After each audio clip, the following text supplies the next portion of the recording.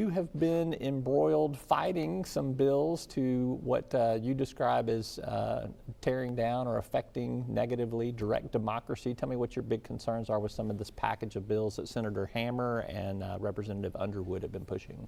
From a big picture standpoint, we have two groups of lawmakers in Arkansas. One group is the 135 legislators up here at the state capitol, and the other are the people, the citizens of Arkansas. That's the way it's set up in the state constitution, and actually the people come first before the legislature.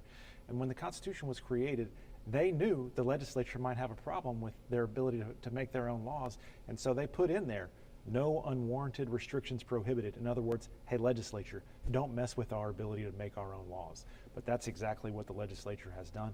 Every session since 2013, we have passed laws that restrict the ability of the people to get their own issues on the ballot, and I really think this session is the worst one yet. What are the bills that you have the most problem with in this session? There's one to require photo ID. There's one that requires a reading of the entire proposal that they have to sign.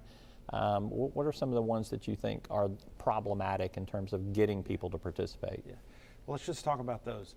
Reading the ballot title, and I asked the folks from the Secretary of State's office in committee when they were presenting the bill, did you read the ballot titles from last election cycle? And they said, yeah, one took 8 minutes.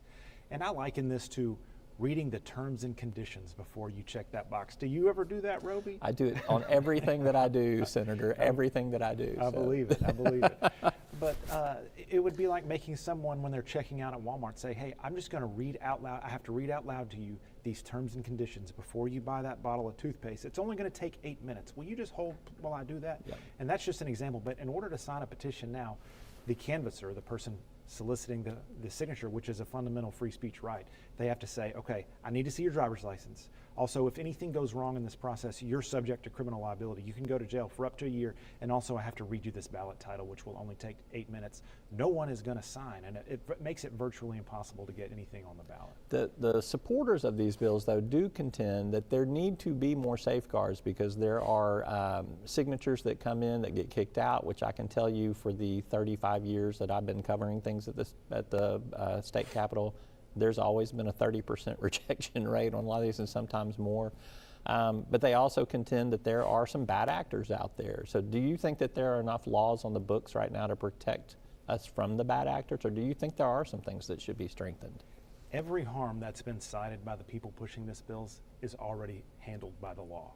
One of the harms is supposedly people being misled about the ballot title, about the ballot measure that they're signing for. That's already a crime under Arkansas law. So that's an enforcement issue rather than us needing to pass a new law.